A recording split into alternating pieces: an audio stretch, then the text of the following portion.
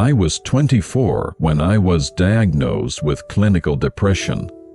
The next year came the generalized anxiety disorder and panic disorder diagnosis. I turned 34 earlier this year, which means I've been living with depression and anxiety for a decade. If you asked me 4 years ago how I'd feel at 34, I'd have guessed beaten down and tired of life. That couldn't be further from the truth. I feel the best I have since the initial diagnosis. I love living, and I actively look forward to tomorrow. That's not to say everything's perfect, however. Some things never change, but how we tackle them does. In this article, I want to share with you the 10 biggest tips lessons I've accrued over the past decade regarding depression and anxiety and how best to combat them. 1. Every state of mind is transient. There's a fundamental assumption many depressives make about feeling sad. I certainly did. They assume they'll remain sad forever. It's a natural feeling, trust me. Rational thought is incredibly tough to retain when the world itself appears a shade darker. But the assumption is erroneous all the same. Nothing remains the same forever, especially a person's mood. Even today, I have horrendous mood swings. In the morning, I feel on top of the world. In the afternoon, it's all over. At night, I feel active and amazing. The same applies to depression, only with a longer timeline. It could last a week. It could last a month. It could last a year. But eventually, things do improve. They might get worse once more, but such is life. Think of depression as a temporal seesaw. Up one day, down the next. I will say, though, even with that knowledge, today when I get depressed, I feel the same way I did 10 years ago. This is it. This is how it'll always be. Why fight it? But then I do, and feel like an idiot when the cloud lifts. I realize this might be easier said than done, but don't lose hope. On a more existential level, you could ask if the highs are worth the lows, whether withstanding a seemingly never-ending storm on the off chance of a break in the weather is really justifiable. Take it from me, when you get to the good moment, no matter how brief, you thank the heavens you didn't give up during the bad ones.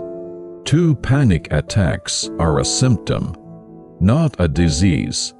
I have a long history with panic attacks. A year after being diagnosed with clinical depression, I was diagnosed with generalized anxiety disorder and panic disorder. Sweaty palms and a tingling in my extremities were mainstays, and full-blown panic attacks were a daily occurrence. I began to avoid certain activities, like going anywhere remotely crowded, for fear of triggering an attack. I spent every hour of every day worrying about the next attack. When would it happen? Would it be the one that finally ended me? I was living life from one panic attack to the next. When panic attacks take over your life, it becomes easy to forget they're not a disease in and of themselves. At least, not usually. There's always an underlying cause. For me, it was a combination of deep-rooted depression and a constant, crushing fear of loneliness and death. Panic attacks don't kill, but they feel like they will. I find it difficult to override my feelings with rational thinking. Somewhere along the way, I lost sight that panic attacks are not to be feared so much as noted. The same way one notes dark clouds. An overcast sky is symptomatic of approaching rain, and panic attacks are symptomatic of underlying anxiety. 3. The most effective method to fight anxiety panic. What should you do when you get a panic attack or an anxiety attack? Should you concentrate on it? Try to drive it away? Should you adopt a coping tactic? Should you phone a friend? Should you check into a hospital? What's the best way to fight panic? Well, that depends. Coping tactics work for most people, and there are a few of them. One highly popular technique is the 5 senses method. When you're having a panic attack, try to divert your attention by identifying what you can see, hear, smell, touch, and taste in the moment. However, I can never fool my brain. No matter how much I try to ignore an attack, it tells me there's a problem and I need to do something about it. That doesn't mean the 5 senses method won't work for you, it just doesn't work for me. No, what does work for me is doing nothing. Not trying to fight it. Not employing the 5 senses technique. Nothing. There's no point fighting a panic attack. It's like a black hole. The more attention you give it, the more of your energy it absorbs, and the more it grows in size and power. Even using a coping technique would technically be fighting the attack. It's like a bully. The more you engage it, the more aggressive it becomes. Ignore it. Get on with your day. Watch a video. Read a book. Watch television. It'll eventually lose interest and move on. It might take 20 minutes. Eventually, you'll realize, like I did one day, there's nothing to fear. When you're anxietified, my lame attempt at coining a word, your mind conjures one doomsday prediction after another. But one day, you realize they were all bark and no bite. Nothing actually happened. You didn't die. You didn't go insane, which is an extremely vague term anyway. Nothing actually happened. Things only get easier from there. For there's nothing to do but keep on keeping on. This is a more existential realization I had as an extrapolation of my method of dealing with panic attacks. As I said, nothing bad actually happened. It felt crazy to me how worried I'd been about the attacks. They were like the coward putting on the tough guy act, a trembling tongue behind the bared teeth. But doesn't that apply to depression as a whole? What is depression? Is it a cause or a consequence? For me, it was both. I was a socially awkward introvert with perhaps 4 real friends. The loneliness was constant. But the depression caused problems too. Suddenly nothing would ever work out, even those developments that give me hope before the diagnosis. What can you do, really, to fight depression? Take your medicines and attend therapy, sure. But it's not like you can close your eyes and drive it away through sheer will. What, then, are your options? I prefer keeping in mind the temporary nature of depression and getting on with it. Most of the tips I'm giving in this article are easier said than done. I know what it's like, wanting to do nothing but lie down in the fetal position and wallow in my sadness. But after a point, you realize that only adds to the problem. Keep improving yourself. Learn a language, read books, watch movies, go out with friends, take a walk. Just keep moving. 5. Identification is half the battle. Recognizing a problem is sometimes the hardest part. Why do I feel sad all day? Why am I crying? Why are my hands shaking? If you can answer these questions, you're already well on your way toward recovery. I've heard of people who get so overwhelmed they cry for half an hour every day, but don't know why. It's a horrible, helpless feeling. That's where therapy comes in. I've never used therapy in the conventional sense. I've never relied upon it to solve my problems, only to identify them. Once I know what's wrong, I like to address it myself. I was taught the 5 senses technique in therapy itself, but it did dilly squat for me in real life. No, what works for most people, I find doesn't for me. That's why I can never benefit from self-help books either. Recognizing why I feel the way I do is often the most difficult bit for me. That's why you must identify your trigger. The subtlest of stimuli often set off the lowest of moods. Even apps like Replika can help you understand yourself. Oftentimes the answer to the problem is in the problem itself. If I feel inferior to everybody, it means I don't consider myself capable. What would I need to be able to do to feel capable? For me, it's always been about skills. I must be a skilled writer, know more than the mandatory 3 languages. I'm from India.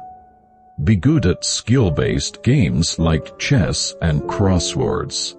If you respect yourself, you won't feel inferior to others.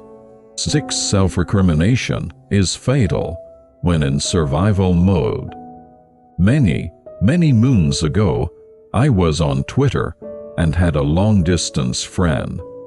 She once told me when a person's in survival mode, whatever they need to do to make it through the day is okay.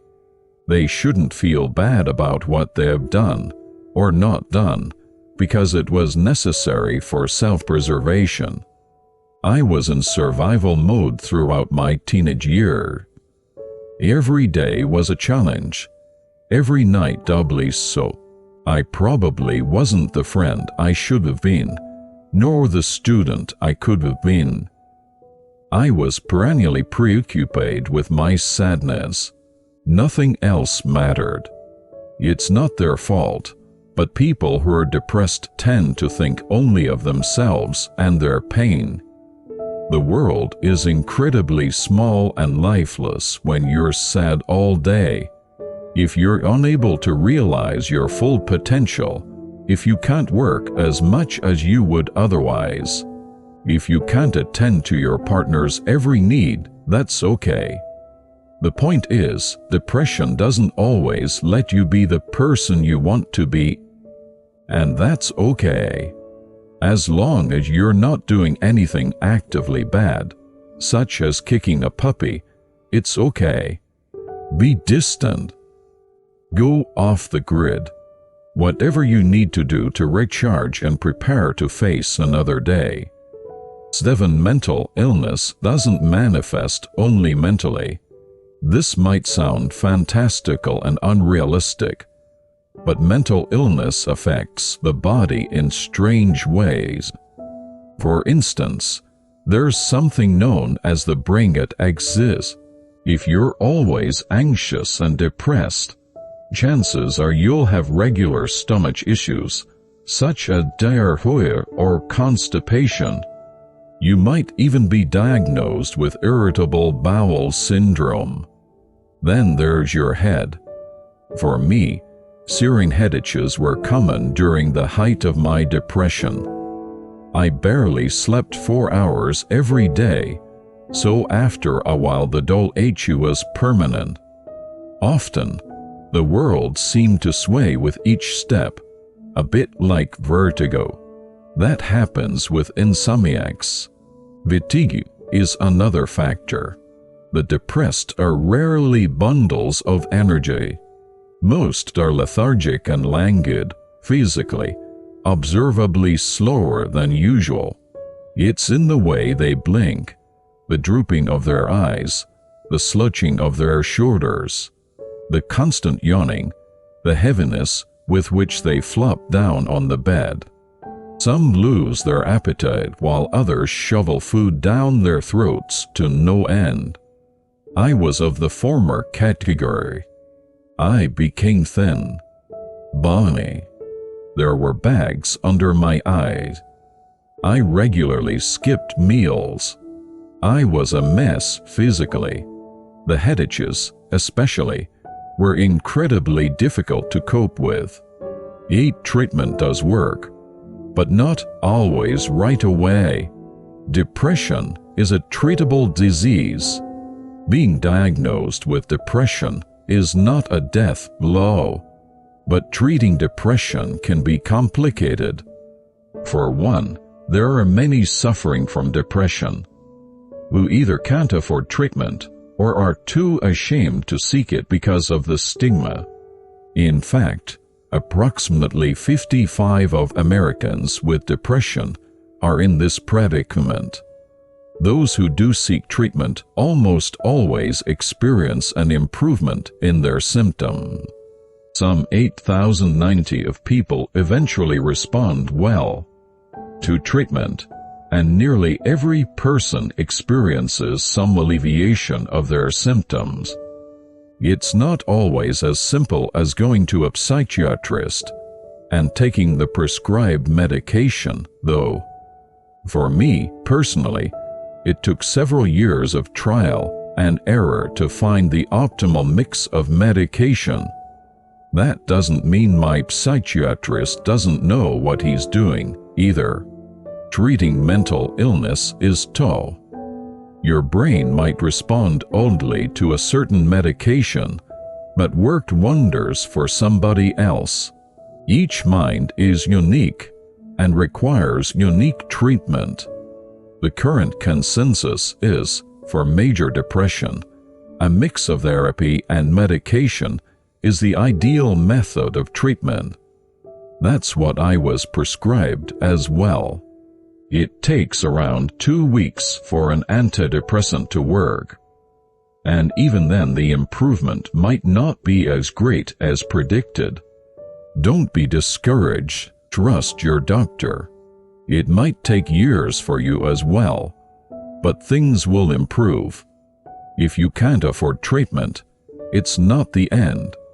Read this and try Replica.